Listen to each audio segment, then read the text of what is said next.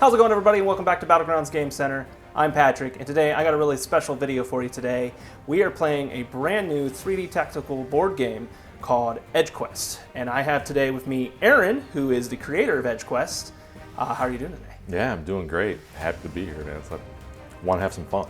Awesome. Yeah, this game is really cool. I saw it at Gamma this year. We talked about doing a video together. You currently actually have a Kickstarter running for it right now. We do, yeah.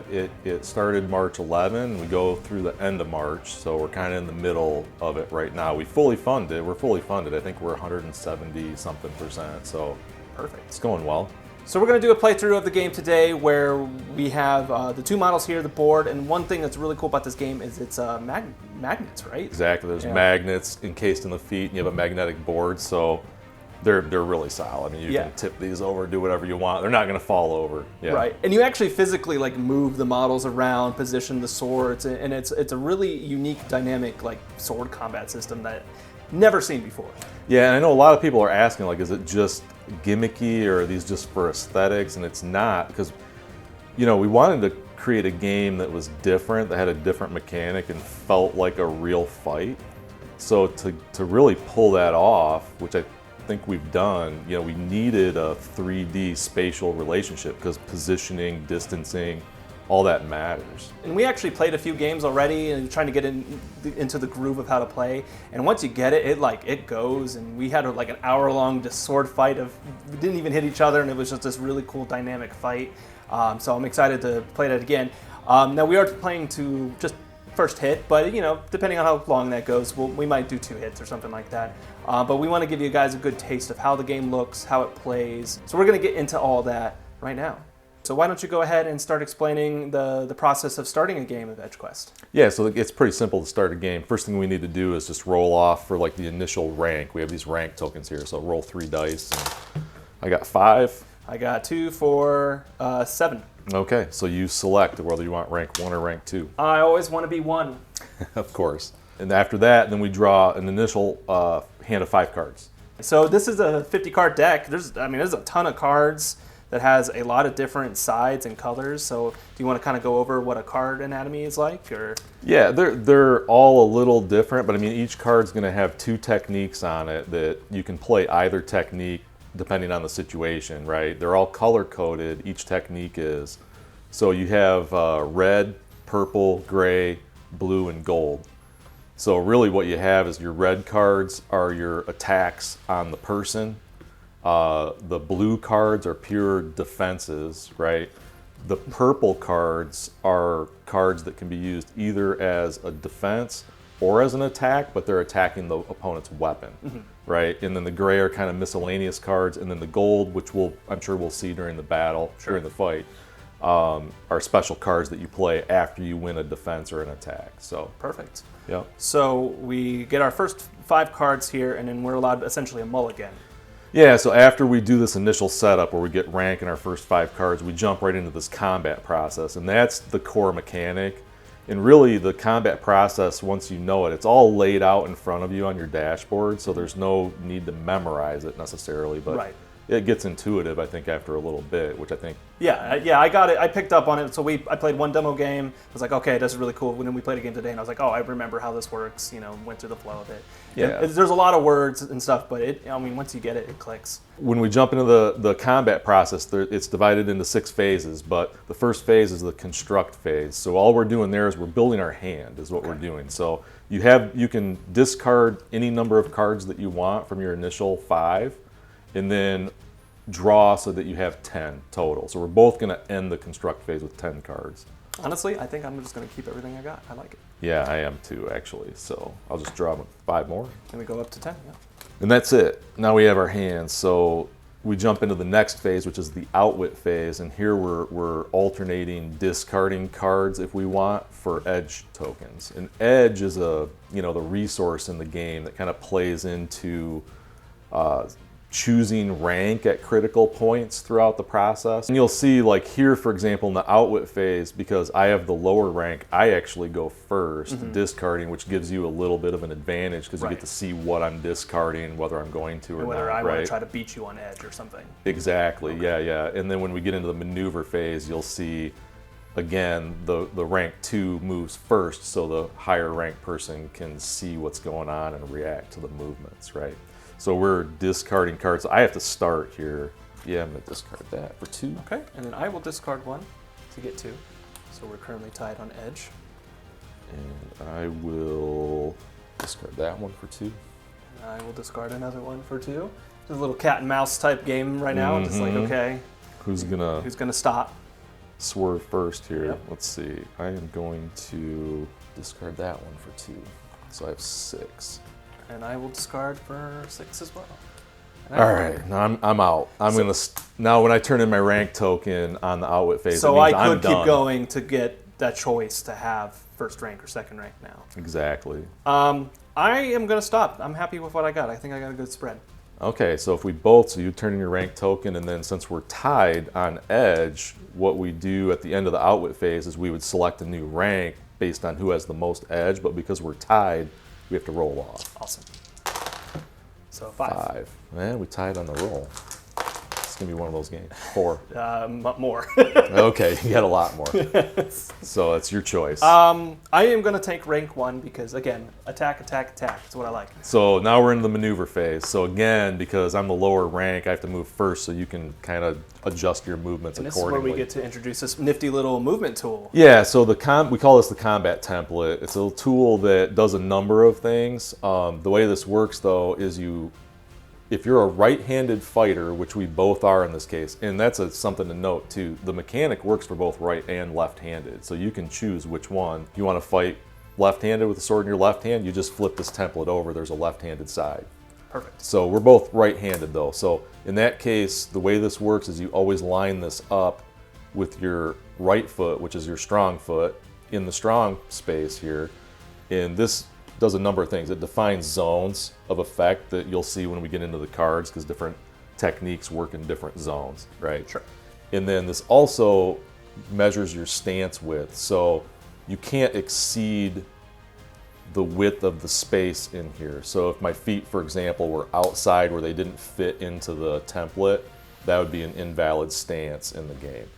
So that's a little bit of a limitation on how far you can like stretch out when you're moving around the board. Can't right? just do a split across the battlefield and poke. Exactly, yeah, and it's not a hex-based or grid-based system. It's a free-form movement. So that was the one limitation that you have on your movement, is just that stance width. So when I take a step here, I can basically move one foot anywhere I want, keeping the other foot in place. So I'm going to keep my right foot fixed, and I'm actually going to take a step over here.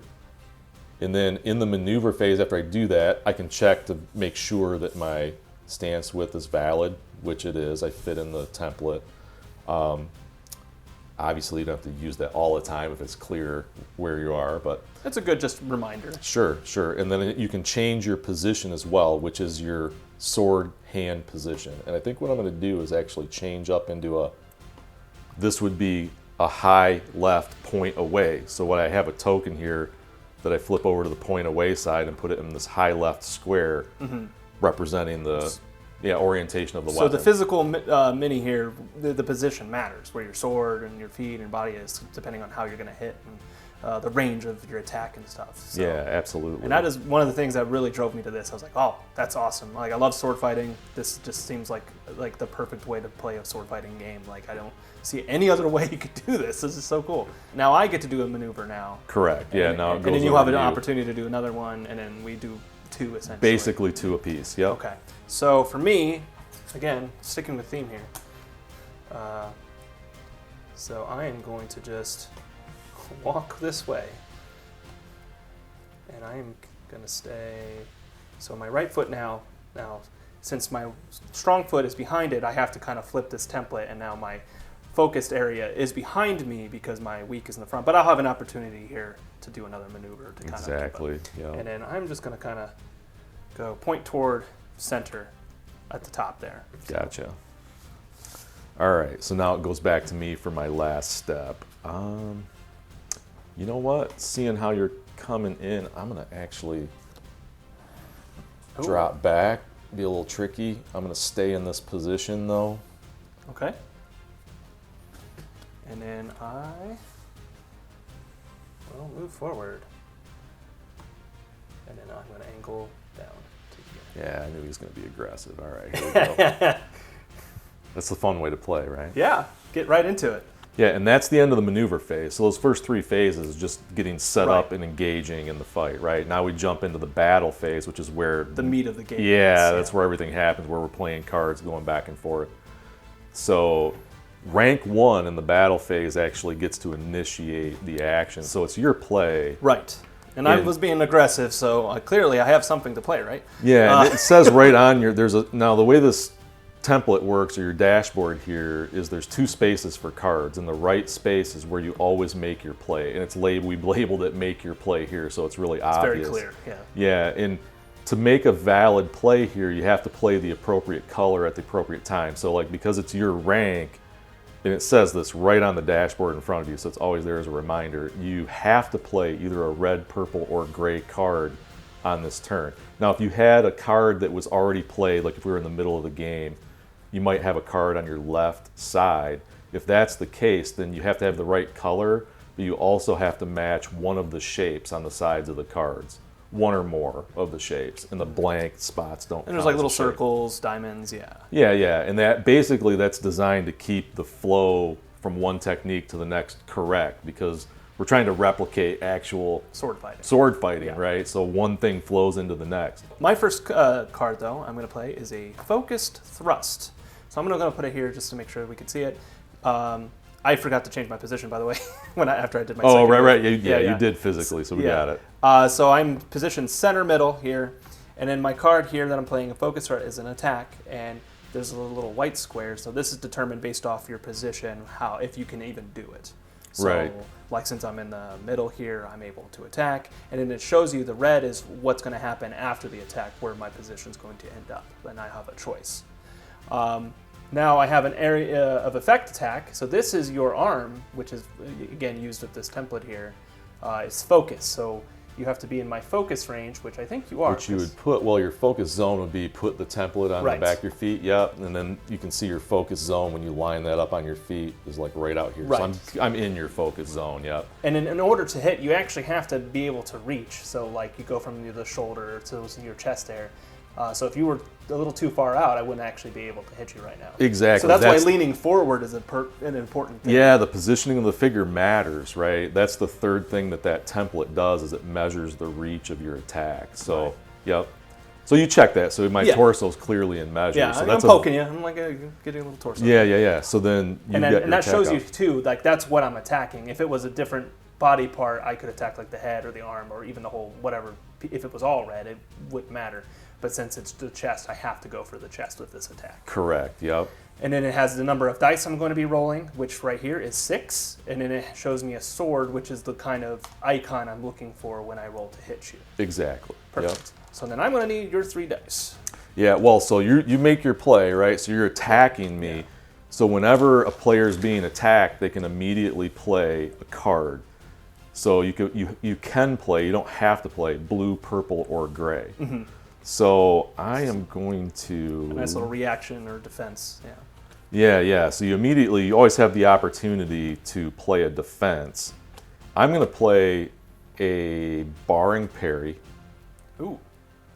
Which is a defense that works from any position. So that works there. I can defend in any area of effect with a barring parry, even behind you. You can block. So you're just going to move your sword around. I'm going to put my sword right in the way of your attack. Yep. And then this also indicates on here what this can defend. And you're attacking me with a thrust, which is a T. Which is a T, exactly.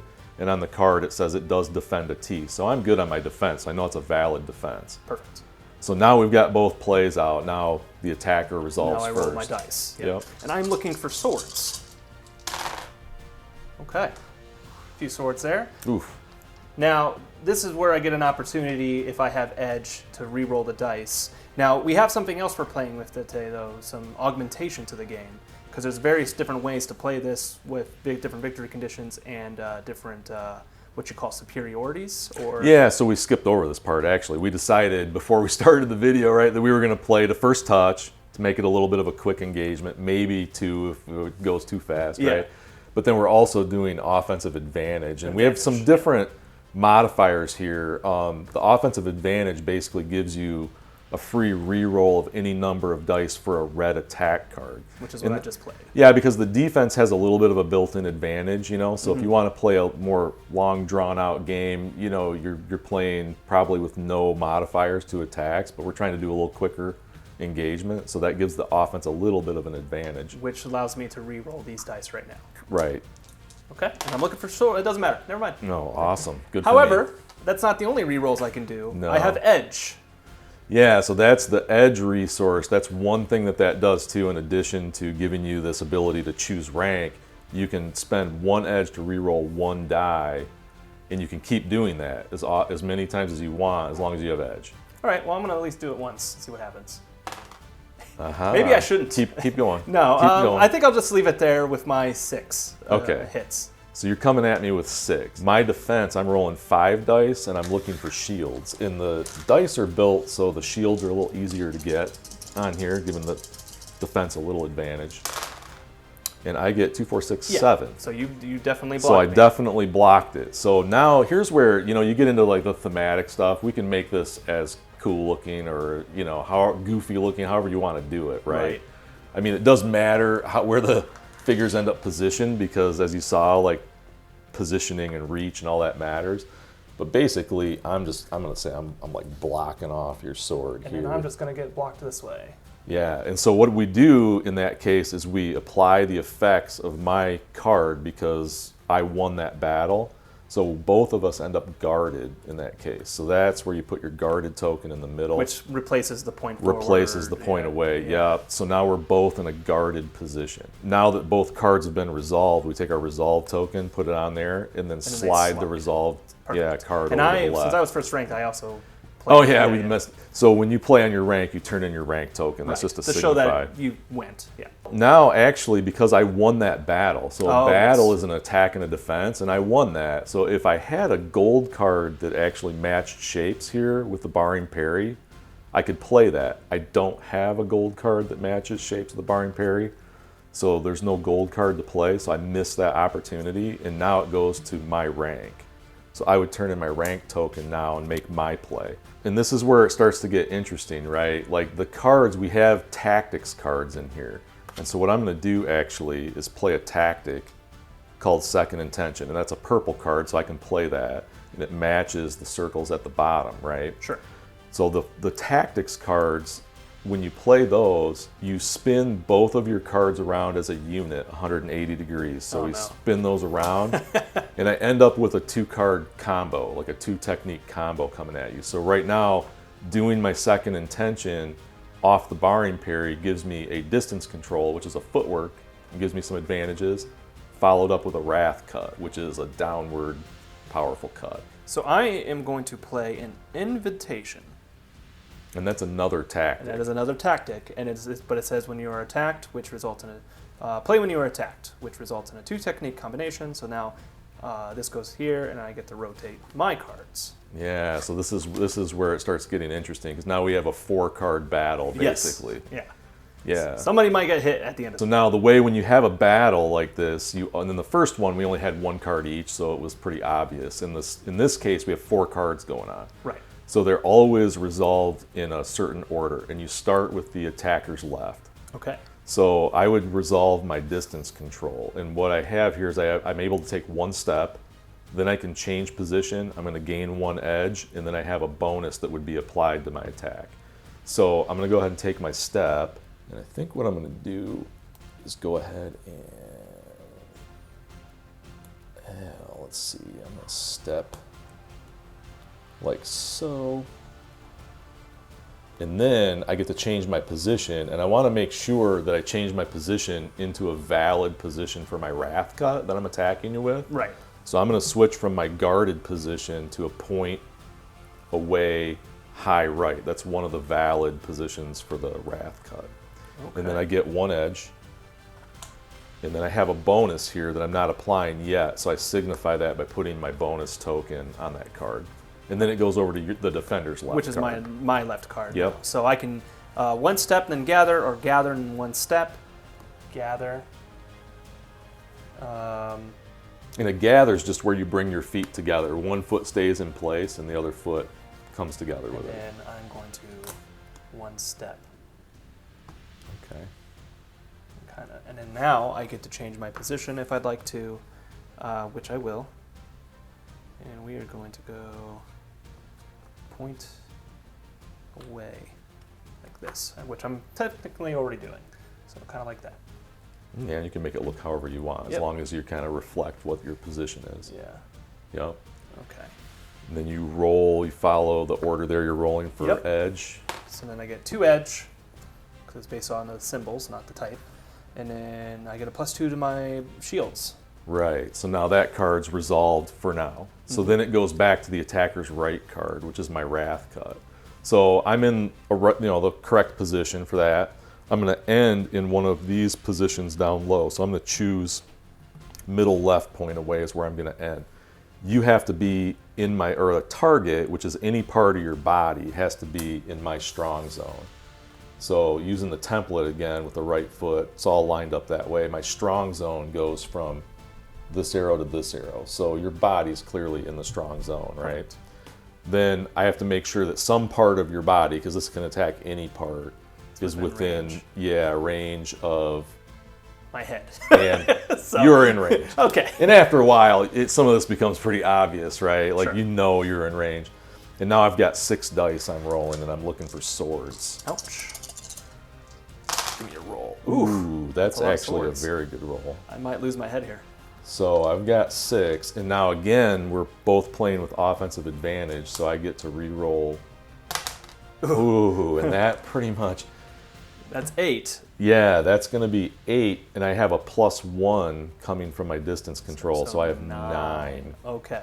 So now it goes to my parry, which I can do in any position, in my strong or weak, which I am in, because strong, again, is the right foot here, and the weak is the back one here, right? Yeah, the weak actually goes all the way out this way. So as long as you're on your whole left for side sure, here, I'm clearly attacks clearly in that. And I can block an S, T, and C, which that is an S, so I can block it. So now this is 4 dice for me, which is not a lot, but I have a +2 to my shields here. Yeah, and I have 9 coming at you. And I have a lot of edge. I might have to re-roll it. We'll see. So, well, and the max on here, what's the max shields? 2? 2 on any side. 2, so you're 4, gonna 6, need... 8. I'd have to get 2 on all of these dice. So let's just go for it and roll. You can do 1 at a time too, but you can go ahead and roll. But I You're have gonna to need get them doubles. anyway, right? Oh, There you go. Okay. This is 6. where the All right, so 6, 7, 8. I can still spend an edge to keep going. There's 9. Close. And So that's it's 2, 4, 6, 7, 8, 9. and now we're tied, right? 9 to 9. But it goes off edge. The edge is the tiebreaker. So now I might have him here. I'm gonna spend. I gotta get that double shield. Oh, and he got it. There it is. And we really went to great lengths to make this so it's not a luck of the roll kind of game. Like you've got some agency, right, over the dice rolls. That was a good roll on my part, I think. I only had 2 edge left. Now I'm tapped out for the most part after that attack, but I successfully parried it. So you did, right. So we're going to apply the results from your card which we because both get you won. exposed. Right, so you basically, I'm trying to come down with a cut, and you parry it off and knock me exposed. And it kind of just knocks away, since I'm parrying like that, Right, we're both exposed now, which goes into the center. Yeah, so the exposed and guarded positions are always indicated with the appropriate token in just the middle. Because and you can represent that however you want with your figure, yep. Sure. So now I have, these cards are resolved, so we put the resolved tokens on the resolved cards, discard the left, and then slide that one over. Perfect. And it's always that same process. I mean, once you do it a few times, right, it starts to get pretty second nature. But even though I won the battle, I have a gold card I could play, but I don't have the right symbols to attach, so I am unable to do it. Yeah. So that's going to basically end the battle phase then. That's the end of the battle phase. So we go to the assessment phase, and what we do there is we look at who has most edge, and the person with most edge gets to pick which rank. Well, not me. Right. So now I'm exposed though, so this is one of those interesting. I'm actually going to take rank 2. Okay. So there's reasons. It's hard to explain through the game of when you want to take 2 and 1. You kind of have to play and feel it out and learn. But I'm going to take rank 2. And now we look to see if anybody has a red or a purple as their last played technique. Which and I you do. did. Yeah. So we don't go to a transition phase, which would kind of be like a break in the action. Like a reset. It's a reset, yeah. So we don't go to that transition phase. We loop back to the battle phase. And we keep going. And we just keep going. So this is where you just start going into clashes with this. So we go back to the battle phase, and because you're rank 1, you get the play. Oh, and you turn in man. your token first Yes. to signify. And Now I got to figure out what I'm doing.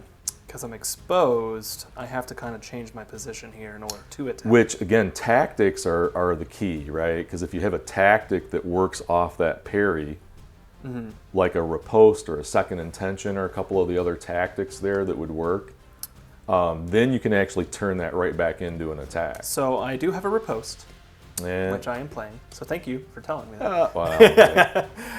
So I play your rank after you successfully defend an attack, which, okay, but I'm using it to attack. So this goes over here, and then I get to rotate these because the shapes are matched. So now I have a 2-card combo, which is lovely. So that's your traditional parry riposte, right? Right. You successfully parried, Yep. you got the rank, now you're coming back with a riposte at me. Which gives me 1 step, but you do have a... Are you able to play a defense card after that? Yeah, because now I'm being attacked, right? Yes. You're coming at me, and that focus thrust, that's your toughest thrust, Right. coming at me. So I'm a little bit, I need to do something here. So I'm actually going to also use a tactic, a defensive tactic like you did, the invitation, which connects off of this. And I spin these around, and I end up with an evasive footwork with a barring parry. So we have another 4 cards. So I'm coming in for the attack, but you're going to try to move. Well, I'm gonna and try. parry. Yeah, we'll see. All right, so then it goes for me. I have a 1-step movement here, which honestly, I will probably just kind of, I think, reposition my step here like this. I'm really going to He's lean. already stabbing me. I'm I gonna, think. yeah, I'm gonna really lean for it, which gives me a your point. prediction hopefully doesn't come true here. But Yeah, and then I can roll for edge, which is 2. 2 more edge. And That's then I gonna get a help +2 him. to my swords, which this token then turns to a little plus symbol to show that I have a bonus. Right, and then it goes over to my left card. So I have evasive footwork, which gives me a step and a gather, and I can do it in either order. And I have a barring parry. So this is one of those things where you could, if I wanted to, I could really maneuver and try to get away. And just dodge it essentially. Yeah, and that's one way to defend an attack in the game is to just run away. I want to be. I'm going to engage. We're engaged. Yeah, Let's- I'm not going to let you get away with that. I'm going to try to parry and do my own We're thing. noble sword fighters. We don't run away. Exactly. So what I'm going to do though is I'm going to. I think I'm just going to take a step this way. And I'm going to skip my gather. You can pass any of those, right? Okay. And then what I'm going to do to kind of bolster my parry here, because I get a change position, is I'm going to go ahead and go into a guarded position to try to stop this thrust. And so I'm going to flip my token over to a guarded position, which will give me as a defender free rerolls. And then I get to roll for edge, and I get 3. Oh man. All right. Well, I'm not catching up on the edge game, I don't think. I need to roll better for my host here, but that's okay. So I rolled for edge, and then I also have a pending bonus now on the defense, so I put my token +2 on to there. shields, Yeah, so- now it goes to your attack. Now my attack is a focus thrust. I'm just doing it in the middle here. It's going towards your torso, which I can easily hit. It's in my focused range, which I am in my focus. So then I'm going to be rolling 6 dice at you. Now I do get +2 to my swords, and I am looking for swords. Well, with a roll like that, That'd be thank goodness I can re-roll them. Good defense, yeah, but you get the free reroll because of the offensive I'll advantage. keep the one. You know what? I'll just re-roll it all. Why not? Let's go crazy, and it's the same Oh roll. man, that's a bad. It's the yeah. exact same roll. So, well, do I just count my chickens and go, it's fine? Sometimes or that's- waste my edge.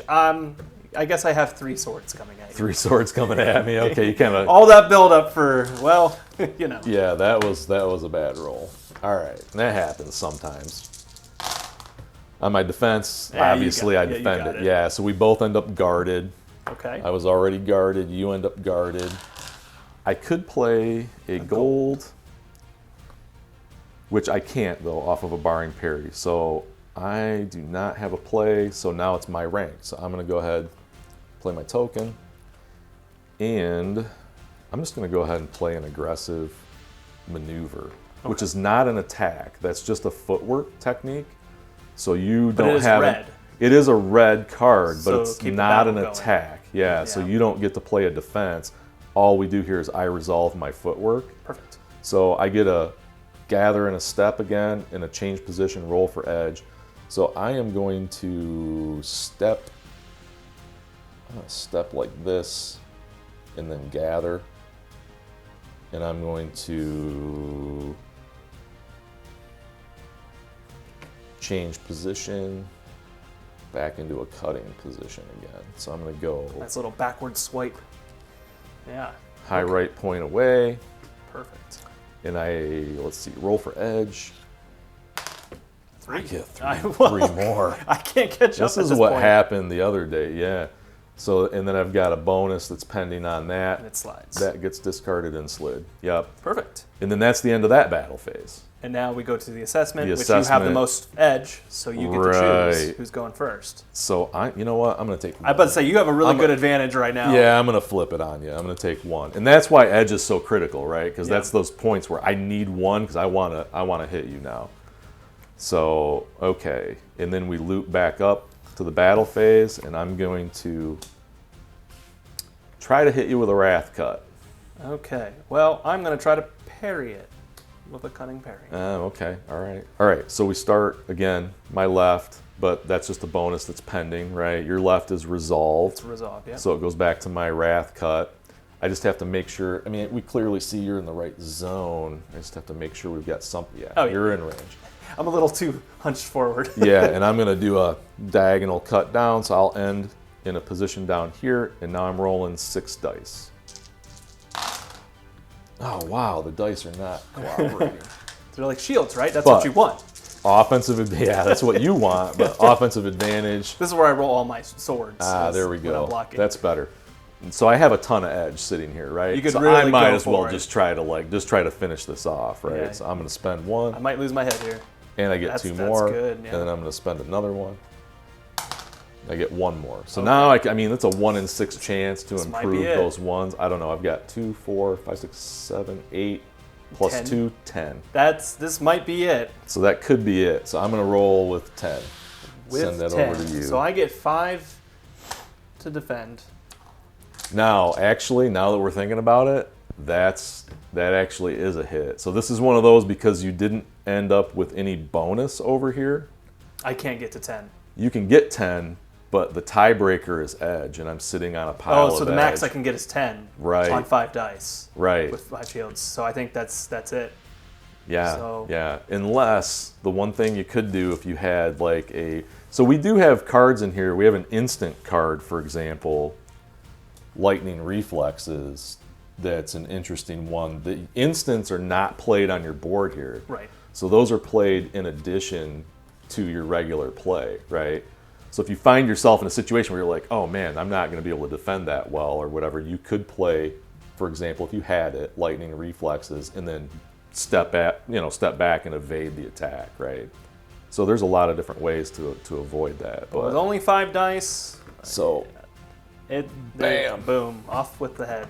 Awesome. That was a really intense fight, and we only played just getting hit once, and I mean we went through it a few times, and we did a lot of maneuvering. So that's a nice little first look at Edgequest and how it plays. Thank you, Aaron. oh, thank you. For This was having us. awesome. I really like the game, and if you guys are interested in this and you want to check it out, they have a Kickstarter going on right now, which I will have linked in the description below. So please go ahead and check it out. The rulebook's available to read and everything. So this was really fun, and I hope to see great success from this. This is really cool. I want to see more people playing it. It's a unique, different type of experience that you can't get anywhere else. Like, this is awesome. Yeah, there's a lot you could do with it.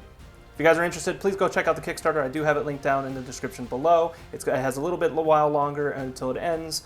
They've already reached their funding, but the more people, the merrier, right? Get more people get in the game Yeah, playing and it. the So better chance we have at retail and more expansions and everything else. So, yeah. if you guys enjoyed this content and you want to see more like it, please go ahead and like and subscribe to the channel. We really do appreciate it. We'll hopefully have some more videos like this in the future. Thank you again, Aaron, for bringing out Edgequest from Clay Castle Games. So this is your first game, right? And hopefully more to come after this. But until next time, see you guys later.